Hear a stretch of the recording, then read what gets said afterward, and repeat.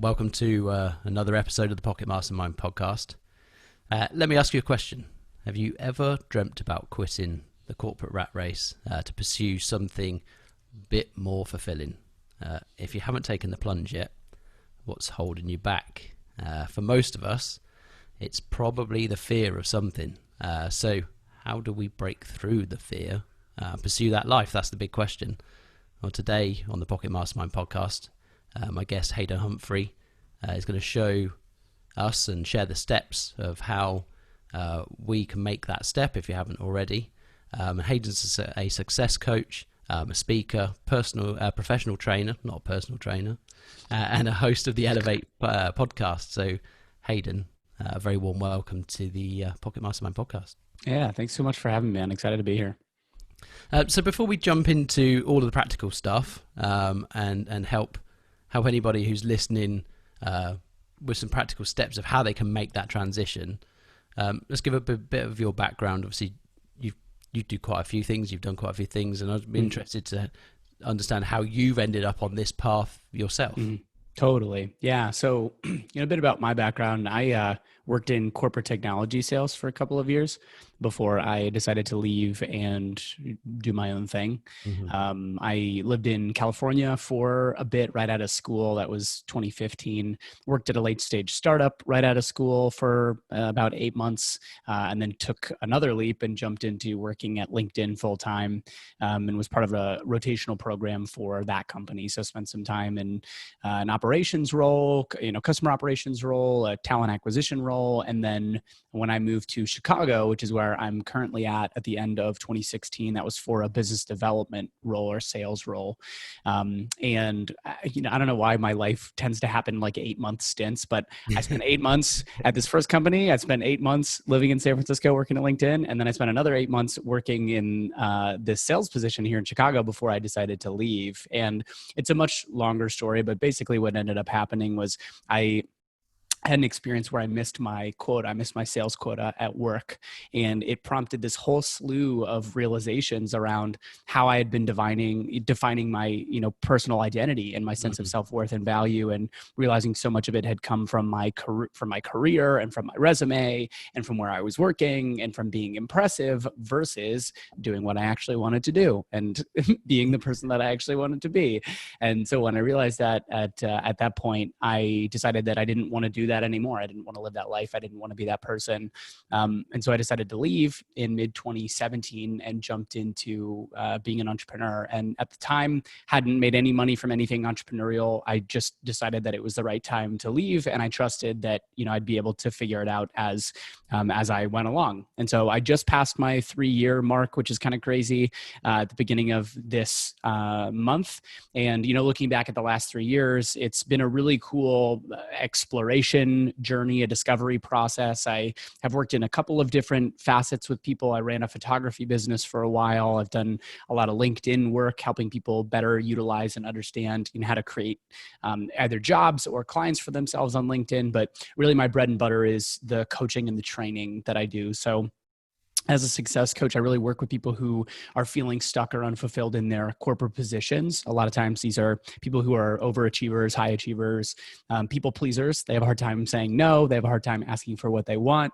I support them in figuring out what that next step is in their career towards something that's more fulfilling and something that's more exciting. And a lot of times this tends to be entrepreneurship. So people actually supporting people in the transition from leaving corporate into starting their own business, how to get started, basically getting their feet more solidly planted.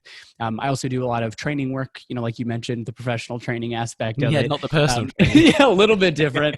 I work with people a lot around interpersonal skills, like interpersonal skill development. So, both on an individual basis, but also, partnering with organizations to go in and support employees with, public speaking skills, time and energy management, how to give feedback more effectively, supporting people in better understanding how to relate to themselves and relate to other people. And so that's where I'm at now. My main focus is the coaching and the personal training. I just launched a group coaching program, which I'm, excited to get into and can talk more about, specifically for people pleasers, helping people break up people pleasing. But yeah, for me, that's really what it was. It was spending a couple of years in corporate, deciding that this is terrible and boring and I don't want to do this, and leaving and getting into my own thing. it's interesting to come to that realization, and you're fortunate to come to it quite soon. I think for a lot of us, that realization happens way down the line, and what becomes more scary, I touched on there at the beginning, and I asked that question kind of from a personal perspective as well, and not just from myself, but from those that I've kind of worked with. And you kind of, I think the realization or the itch or the frustration really starts to kick in. And by the time you've got all of these responsibilities, and then that's where the fear really comes in. So I think you're quite fortunate to come to that realization quite early. But what was it that led you towards the coaching in the first place? Yeah. So it's actually really funny because I didn't know that coaching was like a legit thing until a couple months after I left my full-time job. And, I'm always someone that has been really interested in personal development and learning more about myself. I consider myself to be more of an introvert anyway. So I'm in my head, a lot of the time.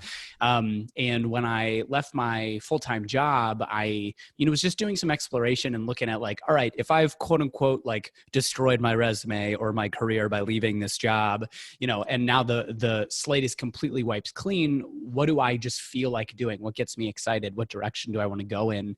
And what I found was that I found myself really called towards learning more about and connecting with people who are in the self-help, coaching, leadership development, and training space. On Instagram, like just finding a ton of people who are producing that kind of content, talking about those topics. I was like, this is so cool. I love this. I want to learn more about this. And through that exploration and connecting with those people, that's actually how I got connected with the first coach that I ever hired. And in my exploratory conversation with him, he made a reflection to me that was really revelatory, and realizing how much I felt like I had to do everything by myself and was very resistant to asking for help, which is something that I'm still working on. Hey, I'm with you. Yeah, but it's bloody hard, isn't it? Yeah. But it was like in that conversation that I realized like this could actually be a really powerful partnership for me. And I think so much of creating anything in this life around your career and around your relationships and around money, so much of it just comes back to mindset, because that's where everything starts from, is yourself and your relationship with yourself.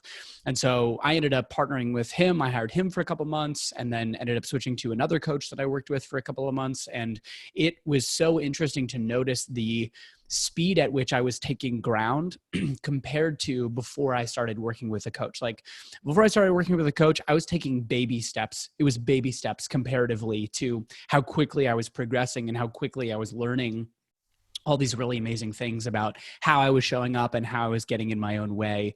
And through that work, through me working with coaches, I came to this understanding of, I think that this is the work that I want to do with other people, so how do I learn more about it? How do I get trained and certified in it? And at that point, I decided to go through a certification program in 2018. But I think for me, it was just starting to follow the calling and following the intuition of what I felt interested in the first place, starting conversations with people, and then eventually just like pulling the trigger and, jumping in feet first. So for anyone who hasn't, hired a coach before, which is probably about 99.9% of the population. Yeah. Talk to us about how the relationship works. How does a coach and coachee relationship work, so people get an idea of what the benefits can be? Totally. So I think the main place where I start with people in talking about coaching is the two main things that I support people with are clarity and structure. And so clarity in that, what is it that you want to create for yourself from a results perspective, from an experience perspective, and clarity around what's going to get in the way of you creating those things. Because if you think about human beings, we all live off a very internalized core set of scripts or stories or beliefs or whatever word that you want to use. And so most of how we live life is patterns. We do the same things over and over and over and over again. And, you think about any of the learning that you've ever done in your life, and you've probably come to realize like, oh, hey, that thing that I was doing, that behavior that I was doing, or that pattern that I was in, I was getting in my own way. And that was kind of immature and that wasn't really helpful. And so you start to understand that that's how the entirety of your identity and your decision-making process is structured. And so the more awareness that you can bring to that, and the clearer that you can get on why you do the things that you do, the core stories that are driving all of your behavior and all of your decisions, and those behavioral patterns that are getting in the way of what you want, the more quickly you can move them out of the way, break them up, and practice something different. And that's really the core of what I do with people, is helping them generate self-awareness around how they're getting in their own way, the reactions that stop them from getting what they want, etc. So the first part is clarity around what you want, clarity around how you're getting in your own way. And then the second piece around structure is actually taking a look at what's it going to take to get you from where you are to where you want to be, both in terms of a timeline perspective, timeline, milestones, action plans, like the organization of it, but then also more importantly from an accountability perspective. Because it's one thing to be clear on, here's what I want, here's how I'm getting in my own way, here's the timeline for it. But what's predictable is if the thing that you want is outside of your comfort zone, you're going to have to do things outside of your comfort zone to go get it. And what's predictable is that you likely won't do it, or you'll get stopped, or you'll get stuck. There's always an excuse. Yeah, exactly. Yeah, because we're human beings, and that's just how we naturally operate. So accountability in terms of the structural component of that is really important, because it's actually going to be the thing of what's going to hold you accountable to taking the action, especially when you don't want to. So ultimately, those are kind of the two core things that I work with people on from a clarity perspective. What do you want? How are you going to get in your own way? And then structurally, how do we get organized to help you get there? And then how are you going to hold yourself accountable, or what's the accountability that you're going to put in place in order to go out and create that thing? Nice. So let's start talking about the transition. So anybody who's really thinking, whether it's a proactive decision or as a result of what's going on with COVID at the moment, where we're thinking maybe it's time to do something different. Mm-hmm. Let's talk about that transition. So when you work with people that go through that process, what are the common fears or feelings that people tend to have when they first come to you and say, hey, I really want to do this, but blah, blah, mm-hmm. blah? Totally. Yeah. So I would say the core things that show up for people normally are fear of judgment. So if I leave this position to go do this thing, what are my parents going to say? What are my friends going to say? What are my communities going to say? Fear of failure. So what happens if it doesn't go the way that I want it to, or if it doesn't turn out in the exact way that I think that it's going to? Fear of, I would almost label it like incapability, or fear of, do I even have what it takes to go out and create this thing, and therefore I should just stay where I am. Mm-hmm. And one of the more covert ones that I find comes up a lot is actually a fear of success. Like there's actually a fear of, what if this thing that I want, what if it actually comes to fruition? Because if it comes to fruition, I'm actually going to have to change up a lot of how I'm living my life and how I stay comfortable. It's actually comfortable for people to play small a lot of the times, and to stay comfortable and to not, go after what they want, because it's known. And when you start to go after something different, like leaving your corporate job or starting to build a business, there's a lot of unknowns. There's a lot of, I don't necessarily know exactly how this is going to go. I don't have all the skills yet. I don't necessarily know how I'm going to get from A to Z. And so there's a fear of success. Like, what if this actually happens? And, therefore, what am I going to have to give up, or how uncomfortable am I going to have to get? So a lot of the times I find that it's fear that gets in the way of the transition. And ultimately it becomes this question of willingness. It's, are you willing to explore that? Are you willing to go out and get messy and try things anyway, even if you don't necessarily know exactly how it's going to go? Because what I find is there's a general sense of discomfort a lot of times, especially with people that I work with. There's this feeling of like, I hate my job. I feel stuck in corporate. Or if you don't have a job now, or if you lost your job, I don't want to go back to corporate, but I feel like I have to. So there's this sense of feeling stuck in this discomfort. And then there's this desire of, hey, I think that this thing would be really cool. Like, I think that me working for myself, serving the people that I want to serve, making an impact on the world, creating my own schedule, I think that would be really cool. but I don't necessarily know how I'm going to get there. And what tends to happen is people choose the fear and the discomfort that they're more comfortable with and that they know, which is staying in corporate or getting another corporate job, versus actually taking the risk and trusting that they'll be able to like go out and figure it out in the, in the process. So how do you help people, first of all, identify what that fear is, and then how do you start to approach overcoming that fear? What kind of, how do you interrupt that fear pattern? I guess it's another pattern, isn't it? Right? It's a thought pattern going around. So how do you help them start to interrupt that and then start to take practical steps towards moving towards something that they're really after? Yeah.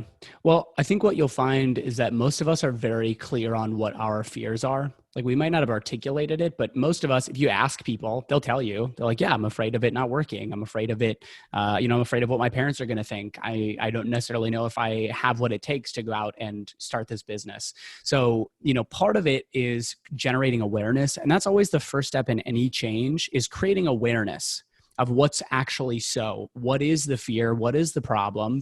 And through that exploration, through generating more awareness around the fear, what you tend to find is that it's not as like overwhelming as you've thought it was prior. Because I think, it's really funny actually.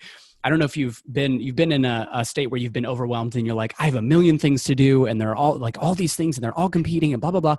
And then you sit down and you look at it and you're like, oh, I only have like 3 things. There's just these 3 things and they're super easy. Yeah. But it's like without the clarity around what's actually happening, the way that you interpret it is overwhelming, unmanageable. It becomes this roadblock or this obstacle. And I think that that's what happens a lot of times in this conversation of how fear stops people from going out and starting a business or, becoming an entrepreneur. And so from an awareness perspective, a lot of it is just getting clear on like, how does that show up for you? Where does that come from? Where do you notice this coming up in other areas of your life? And ultimately, like, what is the worst case scenario? Because that tends to be where people go most often is like, oh man, well, if I leave, then, by that trajectory, I'll become homeless. I'll become destitute. No one's going to love me anymore. I will be a complete failure. I'll never be able to get a job again, et cetera, et cetera. And it becomes this worst case scenario thinking. And I think that as human beings, I get it because fear has a stronger gravity, a lot of times a more natural gravity than the other side of the equation. But when you actually take a look and sit down, you're like, that's not likely to happen. I could go out and spend 3 months trying to get this business off the ground. And if it doesn't work, I'm in basically the same position that I am now. And I'm just going to go find another job and I'll be able to make it work. So I think step 1 to your question, step 1 is just creating awareness around what's actually so, what's the thing in the way. And then step 2 is starting to look at what's the opportunity on the other side of moving those things out of the way or interrupting those patterns. Because unless you have a very clear what for or a very clear vision about why you would do any of those things, you'll never do it. If the only reason that you're going to take on anything uncomfortable is just because it's uncomfortable and you're not clear on what's on the other side of it, you're not likely to do it. So you got to be really clear about, if I was going to interrupt these fear patterns, if I was going to leave this corporate job, if I was going to start a business, why? What's in that for you? It's almost looking at the flip side of what's the best case scenario. What gets to happen for you? What does your life get to look like on the other side of starting this business? How much more time do you have? How much more time do you get to spend with your family? How does your relationship with yourself change? How does your relationship with your schedule change? Like, what does your life look like a year from now if you get all the things that you want? Getting really clear on what that vision and what for is, because that's going to be the thing that anchors you when in step 3, you have to start to look at, okay, what are the actions that I need to take between... This is the hardest bit for exactly. Yeah. Actually doing shit is the hard bit. Yeah. And so when you start to get into action, part of it is, again, being really clear on the what for, but then also, and this is the piece that I don't think enough people realize, is it's actually not about trying to do everything yourself. You talk about what's going to support people, or what's the answer to how people can start to take these steps and move in the direction of their dreams and starting a business and what they want to create. I think it's realizing that we as people, as human beings, are fickle. We are fickle creatures. Left to our own devices, we will just do the thing that is comfortable and safe for us because that's just totally normal and natural. So I think in step 3, when you start to look at taking action towards that thing, it's looking at how do I not do all of these things by myself? Like, how do I actually get supported either by a coach, by a mentor, by a friend, by a mastermind? Like, how do I actually put myself into community and communion with other people who are going to be able to support me when I get afraid or I get taken out or I get rejected or disappointed or whatever it is, and who are also going to normalize this new way of living. And so in step 3, part of it, I think, is the support and the relationships and the community and the communion. And then it's just taking action. Like, here's the thing. You want to know the secret to moving towards starting your own business and becoming an entrepreneur? It's doing it. That is the secret. We're all the most afraid of. Yeah. Exactly. It's taking action. But it's so funny because even in talking about it with people, it turns into this huge thing of like, what do I need to do to take action? And I need more information, and I need to get inspired more, and I need to learn more about what's next. And it builds it into this huge, crazy, overwhelming monster of a thing, when in reality, it doesn't have to be that hard. It's literally just looking at what is the next logical step in the direction of what I want to create, period. And then it's just looking at, okay, I'm just going to go out and take the next logical step. You're not getting from A to Z. You're just getting from A to B, and then B to C, C to D, all the way to Z. So to your question, like I said, I think step 1's awareness and noticing. Step 2 is starting to get clear on what's that what for, what's the vision on the other side of breaking those patterns up. And then step 3 is being in action and also not doing it alone. Are there any, in that kind of, particularly in the step 2, and then we'll come on to step 3, is I think goal setting in some way kind of fits within there. And I think in a lot of conversations I have, and there's a million ways of doing it, but any advice on how people can set effective goals and then also track them so that they're not just written down once upon a time? Because there's a Harvard study that said like only 3% of people have goals written down, and we wonder why it's called the top 1%, right? Yeah. So, do you know, if we're not writing our goals down, how much do we think we can actually achieve? So is there a practical method that you personally use? Yes.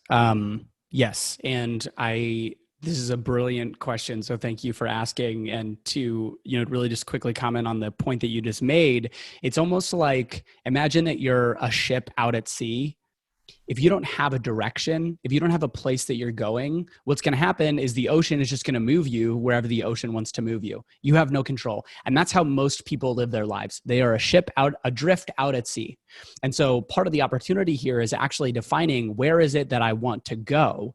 And it's not about doing it perfectly. It's just having a sense for what are the things that I want to start to accomplish. Because I think what you'll start to realize is, even if you don't have the most perfect goal setting system or the most perfect accountability system, just giving your unconscious, subconscious mind fodder and a direction that you want to start to head, what you'll find is you'll start to take steps to do it consciously and unconsciously. It's almost this idea of like, you start to move in the direction that you're looking. And so you really want to make sure that the place that you're looking is intentional and is aligned with what you truly want, like what you actually want. To your question on goal setting, I think the first thing that I'll share is I would just have people get clear and take a moment to think about how we normally set goals. And normally how we set goals is from a place of trying to fix something. Something is wrong with our life. And so therefore we are trying to fix it, like losing weight. However you feel about your body, however you feel about your own physical health. A lot of times they're like, oh, I want to lose this much weight, because they feel that there's something wrong. It's the moving away from thing, isn't it? Exactly. Yeah, bingo, exactly. Instead of the moving towards. And the thing about problems, I always find this is funny in sharing this with people, but the funny thing about problems is the only reason it's a problem is because we relate to it as a problem. And when we focus on it as a problem and we try and fix the problem, all we do is we just more deeply ingrain the idea that there's something that needs to be fixed, and it never works. It doesn't work. And I'm sure that the folks who are listening, if you set goals around, hey, I want to lose weight, or I want to make X amount more money because I don't think I make enough money, how does that usually work? It doesn't. Very rarely do those do those goals actually do anything, or very rarely do we actually go out and achieve those things. So I think the first part is actually getting clear on and taking a look at where are you setting goals from. And if you're not moving away from something, if you're not trying to fix a problem, the idea is to start to set goals in service of something that you want to create or something that you want to move towards. And that comes down to getting in touch with your core desires and core wants and things that you just like and enjoy, and starting to move towards those things. So step one is actually just getting clear on, or the first piece of this is just getting clear on where are you setting goals from? How do you move towards the things that you want instead of trying to fix a problem? In terms of the actual goal setting process, a couple things that I'll share. I usually try and stay in the realm of SMART goals. So specific, measurable, attainable, realistic, time bound, I think is the acronym for it. But it's just being super clear about, from a specificity perspective, how are you being very clear about what it is you are trying to create? Because there's a big difference between saying, I want to make more money and I want to make $5,000 more each month. Very different. The energy of it is different. How you go about creating it is different.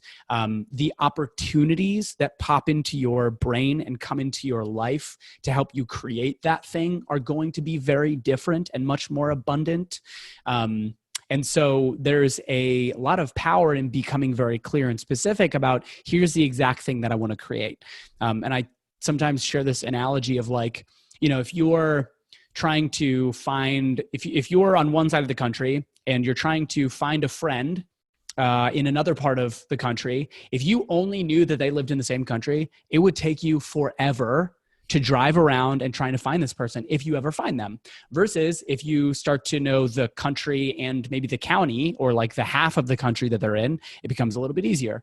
And then maybe the state or the city that they live in, it becomes a little bit easier. And then the street that they live on, and it's like you can literally just drive right to their house. And it's the exact same thing with goal setting. The clarity that you have, the more specific and clear that you are in the goals that you set, the easier it's going to be for you to get from where you are to actually creating that thing. So I think specificity is an important part of that. Time bound, the T in SMART, is also a really important part of that. I want to make more money. Okay. I want to make $5,000 by when? By when? What's the date? And actually sharing that date with other people. Because when you put a date on it, it becomes real. Mm-hmm. It's not this thing that you can just wait to do eventually or hope happens. It's like, well, I said this thing, I declared this thing, and because it has left my mouth and left my brain, it is now a real thing in the world, and I have to be responsible for it. It creates this sense of responsibility for actually fulfilling on the thing that you said that you wanted. And so I think that SMART approach to it is the one that I use, and I think is really important. See if there's anything else that I would say around goal setting and just tracking. We'll come on to the tracking bit as well, because I think that's important. But on the time bound stuff, how do you, because one question I hear over and over again is, well, how do I know how long it's going to take? Right? Mm-hmm. And so how do you go about setting timescales that are, I guess, challenging yet attainable? Yep. Yeah. So two things that I'll share. One is, if you are resistant to setting a timeline or a by when date for a goal because you're confused about how long it's going to take, that's not actually the conversation. I would assert that the real reason is because you're afraid to do it and you're afraid to be in action. So just get responsible for that. But to the second piece, if you're trying to look at, like, how do I set more effective goals? I think part of it is looking at past experience. Like what has typically been realistic for you in terms of achieving these same kinds of results, because there is a level of reality that we want to bring into setting goals that are realistic. And at the same time, like, what's going to be confronting or challenging? Mm-hmm. Because I think we as people, we enjoy challenge. When we don't make it mean anything about ourselves, if we don't hit it or not, we actually enjoy the challenge and we actually enjoy the growth that we get to experience in service of these goals. So I think it's a mixture and a balance of setting something that is realistic, but at the same time is challenging and actually calls you forward into a higher version of yourself, or a more advanced version of yourself, so to speak. That makes sense. And then on the tracking, this is something I'm really interested in, because, some people track frequently. Some people plan on a weekly basis, a daily basis. Things like 7 Habits of Highly Effective People is a big proponent of the weekly planning, and it makes absolute sense. But how do you avoid the overwhelm and that becoming another task? And I think that's what a lot of people fear on the tracking is, oh my God, I've got to find the time to actually do all of this stuff now. Yeah.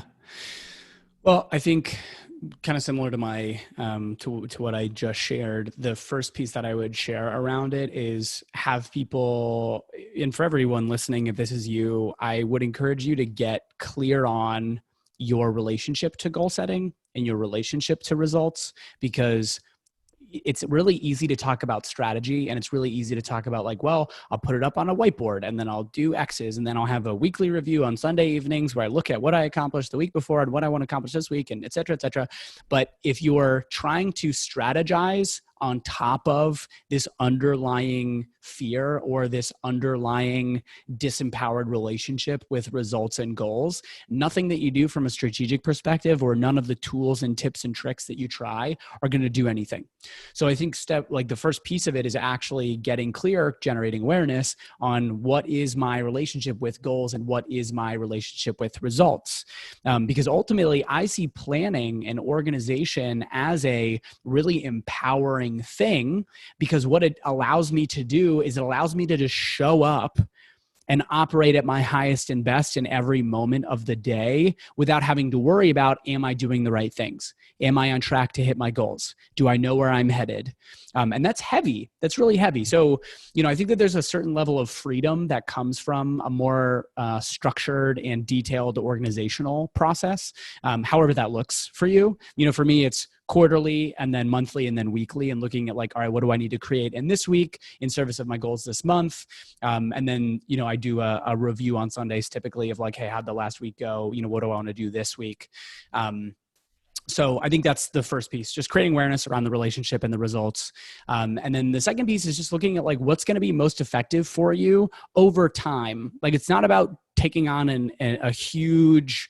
That's the thing. I think most people dive into they write the first set of goals and they try and do 100 things in week one, and it all falls to pieces. You've got no way of keeping up. And the whole thing breaks straight away. It's like, oh, I'm gonna go start running. I'm gonna lose weight. I'm gonna start running. And everyone tries to run 10 miles the first day, and it kills them, and then they don't get up again the next day. So it's the same. We're humans. We have the same problems with everything that we try to tackle. We try to do too much too soon, and negate the benefit of the compound effect, right? Bingo. Yeah, exactly. And it's a self-sabotage pattern. The thing about creating results, because I think ultimately this conversation is all about how do we get what we want? How do we create what we want? And I think one of the core pieces of this conversation is actually about trust. And it's actually about the level of trust that we have with ourselves to carry out the declarations and commitments that we've made. And so you think about that example that you just shared of, I'm going to go from 0 to 100 things. What I would assert in that experience or in that process is all you're doing is you're corroborating the underlying story that you can't be trusted. And you're like, look at this. I went out and I tried to do all these things and it didn't work. I guess I'm right. I guess I can't get what I want, which is so silly. What a silly conversation to have. So I think the more loving thing, like the thing that's actually in service of, you being a more powerful individual and actually creating the results that you want, is looking at what are the winnable, smaller steps that I can take to start to build my trust muscle with myself so that I can get to the place where I decide, hey, there are 100 things that I want to take on. And I know in my heart and in my brain that I am trustworthy and committed to making those things happen. So I think all of it just comes down to a gradient and actually looking at like, what is the smallest next step and smallest next victory that I can take on in service of me becoming a more powerful, trusting individual who actually carries through and creates the results that I want to create. And how do you have any particular tools or for setting and tracking your goals? Yeah. There's so many bloody tools out there now. I think one of the procrastination tactics that I see is people bouncing from one thing to the next, looking for the perfect tool for tracking the to-dos and the goals and the tasks and all the rest of it. So it'd be interesting Yep. to see what you use. Totally. So it's super simple. It's literally just I think I have it in a Word doc or like my OneNote doc. And it's literally just a summarization or a list of here are the yearly goals that I have. Here are the quarterly goals that I have. It's broken out by month. And then at the beginning of each week, I take a look at what do I need to do in service of the monthly goals, quarterly goals, yearly goals that I'm actually moving towards. So super simple. I set it at the beginning of the year and it doesn't change. The goals that I have for the year, remain the goals for the year. That's also something that I share with my coach as well. He's also clear on what I'm looking to create, and we're both in a conversation about how I'm progressing and how I'm tracking towards those things. In terms of like more, how would I? More like everyday habits or things that I'm like, oh, hey, that would be cool to try for 30 days. Mm-hmm. I just have a huge whiteboard in where I live. And I literally I will create like a calendar, and then usually I'll do like 30-day challenges, and I'll write it on the whiteboard. So I see it every single day. And at the end of every day, I'll go up and I'll just do an X on the day. And I think that's actually a really powerful visual tool that I would really encourage everyone to consider using, because it's front and center. I see it every single day. So I'm reminded of my commitment on a daily basis. And it's actually sort of this psychological thing where I'm like, I don't want to stop the pattern. Like, I don't want to like break the line of, It comes of again, days. doesn't it? Yeah, exactly. Yeah, totally. Yeah, that's exactly what Yeah. it is. So for me, those are really the two big things. I read a book recently, Atomic Habits. Mm-hmm. Amazing book. Yeah, great really, book. really great book. And it's so funny because a lot of the things that I'm reading through, I'm like, oh yeah, totally. Like, it's like common sense, but it's not common practice. Yes. And I think that's the biggest thing. It's, to your point, it's deciding on something and just sticking with it. And maybe after a couple months, you realize, hey, this doesn't exactly, work for me, or this isn't my cup of tea, and that's fine. You can change it, do something else. But I think it's just getting started and committing to something.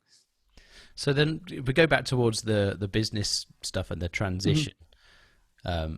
What can people do what should people be thinking of as they go into that transition to set themselves up for the greatest confidence, I suppose, and also chance of success, kind of just the fundamentals around, okay, now I'm going to switch from this employee mindset into a entrepreneur mindset.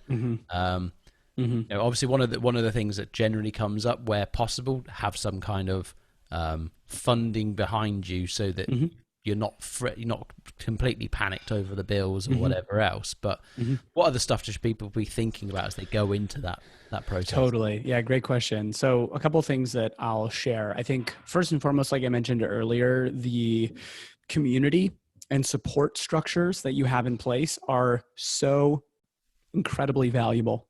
And those are incredibly, incredibly important, because ultimately, entrepreneurship is a skill, and it is a practice just like anything else.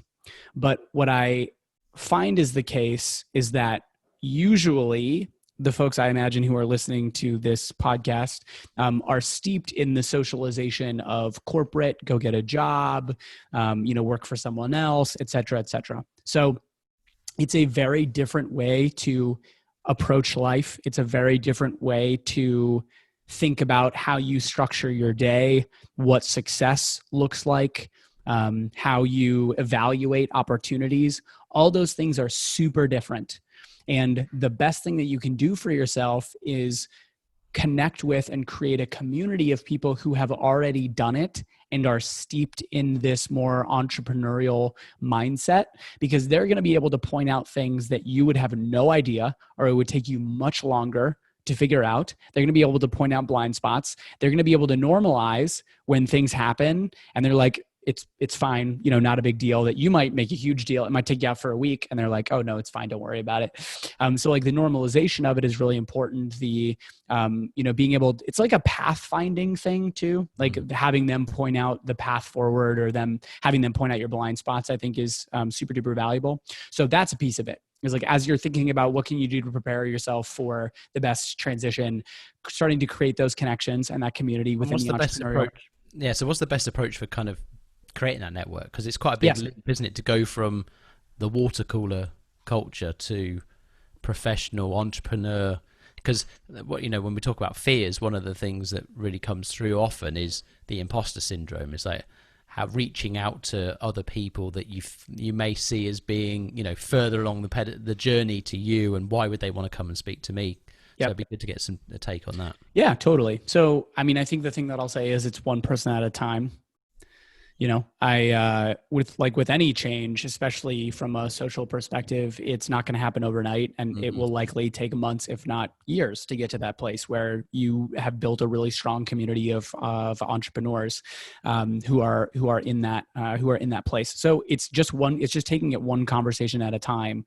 And I think the thing that I would offer to people who are in this place where they're looking at wanting to leave and start a business, but they don't have a ton of entrepreneurial connections, or even if you're just looking to build more of your community in terms of business owners and entrepreneurs, is I would offer that people who are, what I find is that people who are entrepreneurs are so willing and excited to talk to other people about what it's like to own a business and be an entrepreneur. That's so they've also spent the time in the minority too, right? So. Bingo. Yeah, exactly. And it's like it's a very different way of life, and you start to realize how much richer life can become when you own your own business and when you work for yourself. And I think that that's something that we as humans just want to share inherently. I think it's just a very natural thing that we want to share with other human beings. So anytime that anyone reaches out to me and is like, hey, I'm thinking about starting a business, I'm thinking about starting, going off by myself, I get so excited. I'm like, oh my gosh, yes, please. I'm very encouraging. I want to support them as much as humanly possible, because it has done wonders, in terms of the experience of my life. My life has gotten so much richer and more joyful and peaceful and powerful and connected. And I love my life now, and I want that for other people. And so what I would really just, put in here and encourage everyone to understand is that folks who are doing something entrepreneurial and building a business, if you reach out to them with a genuine interest in what they're doing and a genuine interest in asking for advice and asking for guidance and asking for feedback, 9 times out of 10, people are going to be like, absolutely, I would love to support you. I would love to share what I know and what I've learned from being in the trenches and going through these really, difficult times, with you. So I think it's just a matter of reaching out. And I mean, you can do it on LinkedIn, you can do it on Instagram. I still do it all the time. I reach out to people in Facebook groups. I'm like, hey, I really love what you're doing. I'd love to just chat with you more about like how you got there and what you're currently up to. And like I said, 9 times out of 10, people are like, absolutely, I'd love to, set up some time with you. So I think the community piece and building that piece, it's one person at a time, and it's easier than people think it is. So community, what else should people really be thinking? Yeah. I think a piece too is education. So if you're looking at leaving and starting a business, one of the things that you can start to do now is just educate yourself around how businesses operate. And there are so many free resources online, books that you can get from the library, books that you can buy, online, so many podcasts to listen to, YouTube videos to watch. Like there is so much free information about how to build and start and run an effective business. I mean, you could literally just spend your entire life just learning about it. But what I find is it's really helpful for taking a lot of the illusion and a lot of like the mysticism out of building a business, because there are a lot of things to be learned, granted, but at the same time, like I shared earlier, it's a practice, it's a skill set, just like anything else. And there are core fundamental pieces that play into building any kind of successful business. So I think the educational piece of that is really important. And then there was one more piece that I had. Build on that as well is also is the leveraging other skill sets. Like you say, there's so much free information out there. It's unbelievable now. There's also the advantage of today, things like VAs and various other outsource skill sets are relatively cheap. And something that even 10 years ago really wasn't available to somebody who wanted to start a business. So it's kind of become, I think everyone always says, oh, it was easier back then. But actually, it's probably easier now than it's ever been because of all of the tools available. Everything's now online. You're trading, you find your clients online, you find your suppliers online. Everything's now available at relatively low cost for software and help. And I think that's something else to think about, because totally it makes a big difference. Not trying to do everything yourself, because I think that's like we said earlier, easier said than done. Yeah, and I think that's I think that there's a level of importance in understanding how the different pieces of a business operate from a marketing perspective, sales perspective, operations perspective. And at the same time, it's not about being an expert in every single area. And I think that, I've fallen victim to this, and I still fall victim to this in some ways, of like, oh, I have to be an expert in everything, or I have to understand how to do everything, versus I'm very clear that this is my zone of genius. This is the thing that I do better than anything else. And I'm going to focus on this one thing, and all the other functions of my business, I'm going to delegate to someone else that I can trust, that I know is going to be able to handle that piece. And so you start to build this machine, and you start to build this team that is much more effective at operating in a way that's sustainable and profitable, versus you feeling like you're spinning a billion plates and you're so much more likely to drop, you're so much more likely to drop them. Yeah, that's I say to people quite frequently was, think about CEOs of large multinational organizations that have 20,000, 100,000 employees. Do you think the CEO of those businesses knows how to do all the jobs?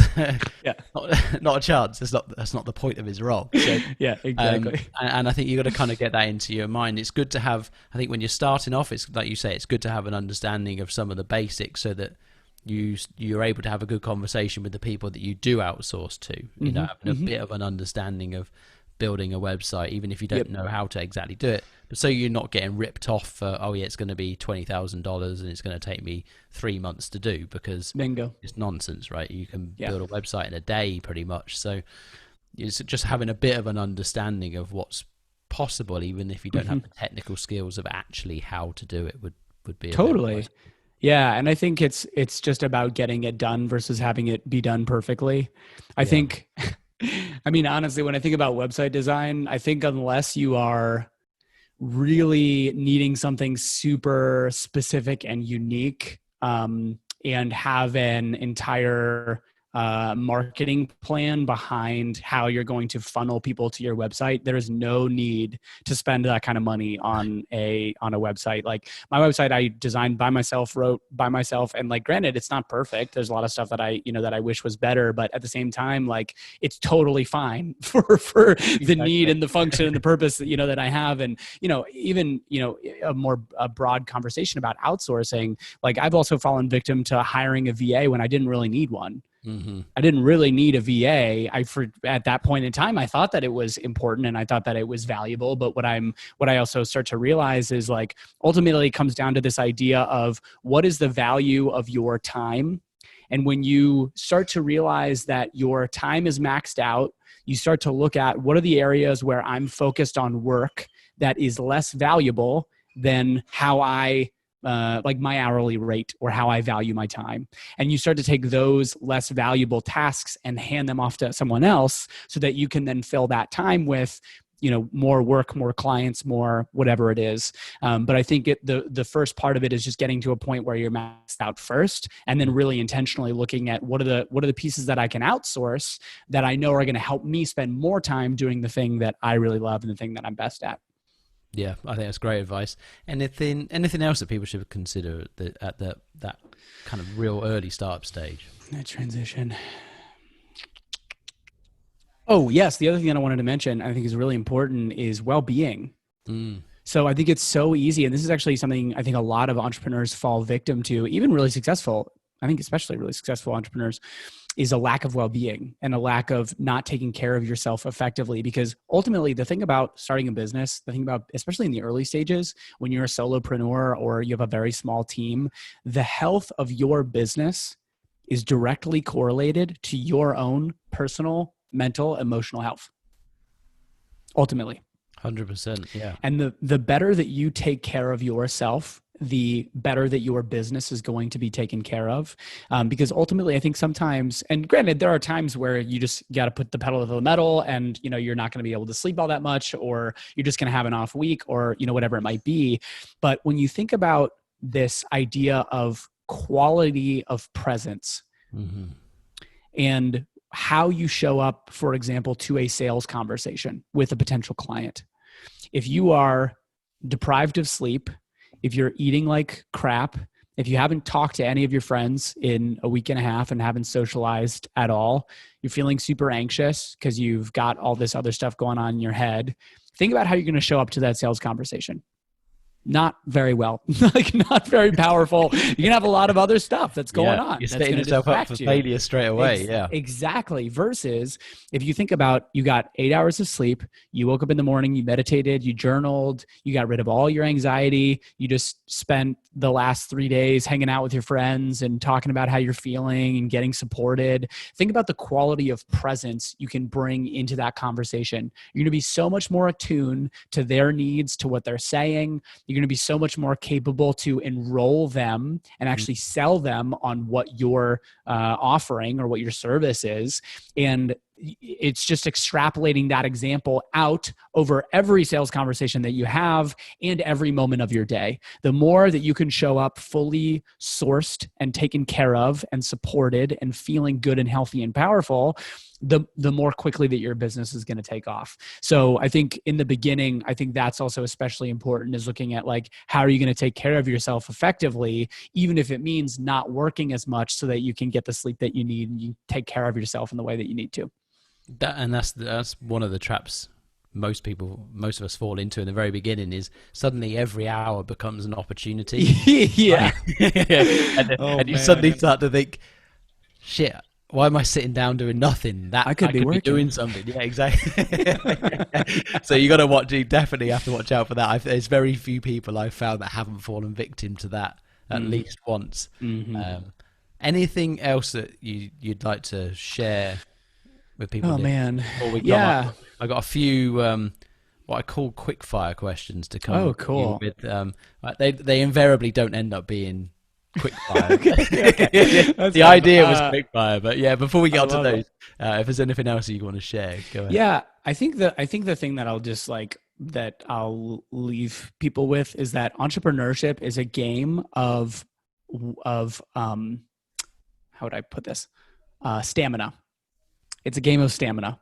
And it's a game of how long are you willing to continue to play until you create the breakthroughs needed to create the business that you want. And it takes a different amount of time for everyone, but I can't tell you that is the number one thing that I hear from other entrepreneurs that I connect with. It's the thing that I'm seeing in my business. Is it's a function of how long are you willing to stay in the game? Just keep playing. Just keep playing, just keep playing, just keep playing, because eventually you will get to a point where you have enough information, you have the right opportunity, you have the right team, your mindset is correct in the ways that it should be, and you will eventually get to a place where you're able to create the success that you want to. But it's honestly just about not giving up. It is just being unwilling to quit and unwilling to stop in service of what you want, even when it seems crazy. And even when people are like, what are you doing? Like what the hell are you doing? Why don't you just go get a job? It's just continuing to stay in the game. I think that's the biggest thing. That is very powerful. Like Jim Rohn said, that you keep going until, and that's the point. You either succeed in whatever task you're trying to achieve, or you quit. There's only the two options. The only thing that's going to stop you from achieving is quitting or dying. That's it, really. Right?